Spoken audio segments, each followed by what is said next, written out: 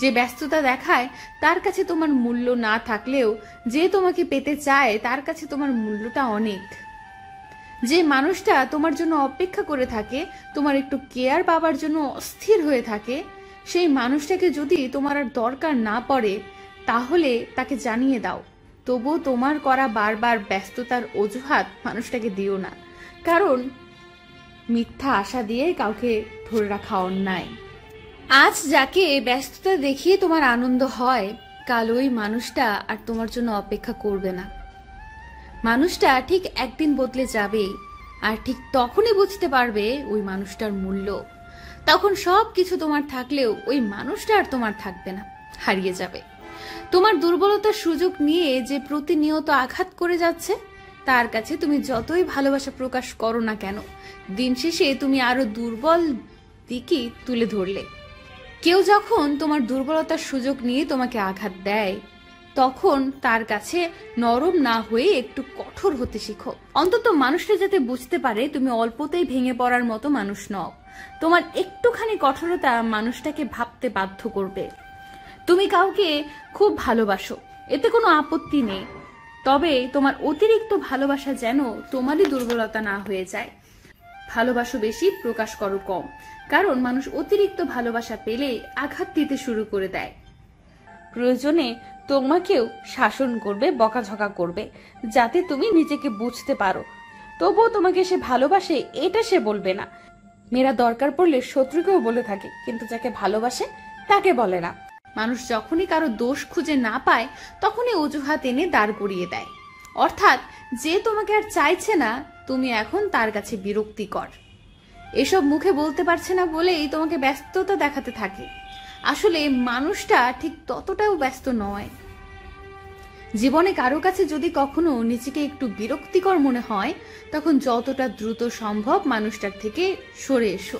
দরকার পড়লে একা থাকো, তবুও কারো বিরক্তির কারণ হইও না। যে যেভাবেই থাকতে চায় তাকে সেভাবেই থাকতে দাও। ওই মানুষটার কাছ থেকে সরে এসো যে তোমাকে ব্যস্ততা দেখায়, বরং ওই মানুষটার কাছে যাও যে তোমার জন্য অপেক্ষা করে আছে। তাই নিজেকে এমন ভাবে গড়ে তোলো যাতে কেউ তোমার দুর্বলতার সুযোগ নিতে না পারে, আর যদি সুযোগ নিয়েও নেয় তবে যত দ্রুত সম্ভব নিজের সুযোগটা বারবার কাজে লাগতে দিও না। কারোর অধীনে নিজেকে বিসর্জন দেওয়ার মধ্যে মহত্ব নেই, বরং লড়াই করে বাঁচতে শেখো। আপনি নিজেকে যা ভাবেন আপনি ঠিক তাই। সাধু ভাবলে সাধু, চোর ভাবলে চোর। আপনি নিজেকে যতটুকু জানেন অন্য কেউ আপনাকে এর চাইতে বেশি জানতে পারবে না। আপনি নিজেকে যেভাবে গড়ে তুলতে চান আপনি সেইভাবেই গড়ে উঠবেন। নিজেকে যেই পথে পরিচালিত করতে চান আপনার রাস্তা সেটাই নির্বাচিত হবে। আপনার কন্ট্রোল সম্পূর্ণ আপনার নিজের হাতে। অন্যের প্ররোচনায় আপনি ভুল সিদ্ধান্ত নিতেই পারেন। আপনাকে সবাই ভালো বা মন্দর দিকে ঠেলে দিবে, এটাই নিয়ম। কিন্তু সিদ্ধান্ত নেওয়ার ক্ষমতা আপনার থাকতে হবে। আপনার জন্য কি ভালো কি মন্দ আপনার বুঝতে হবে।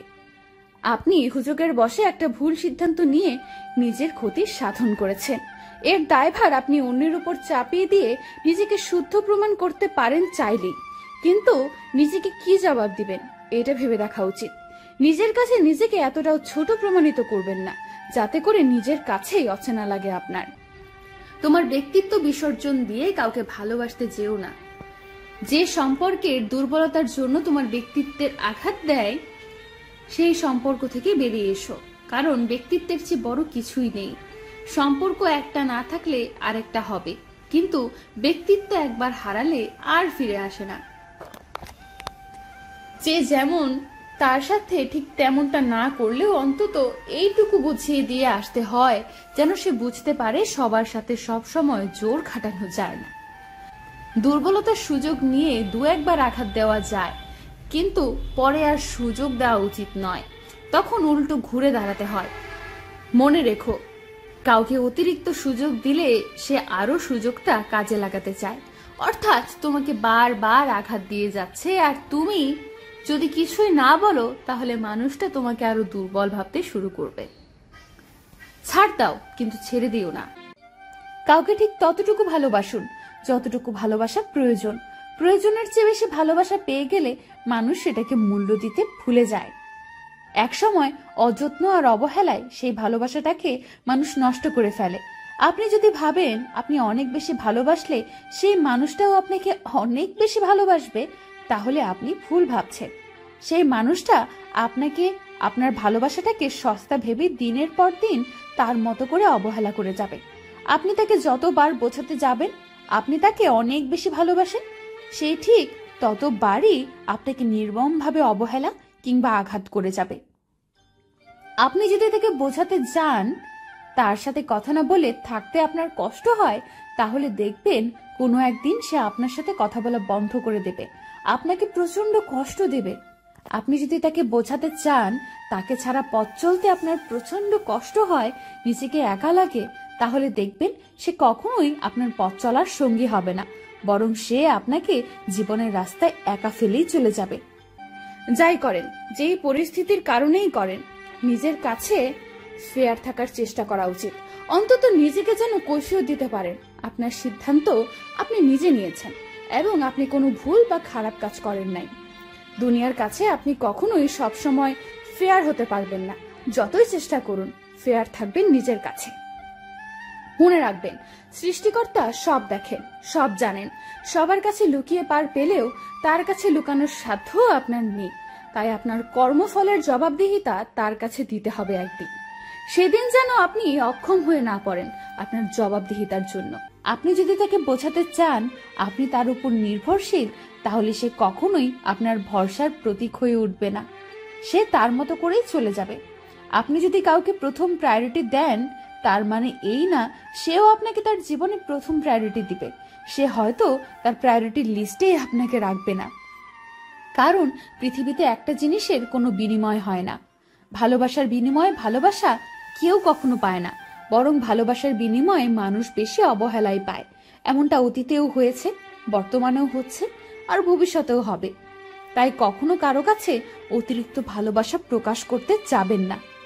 ততটুকুই ভালোবাসা প্রকাশ করুন যতটুকু ভালোবাসলে দুজন দুজনের প্রতি সেই সম্মানের জায়গাটুকু অটুট থাকবে।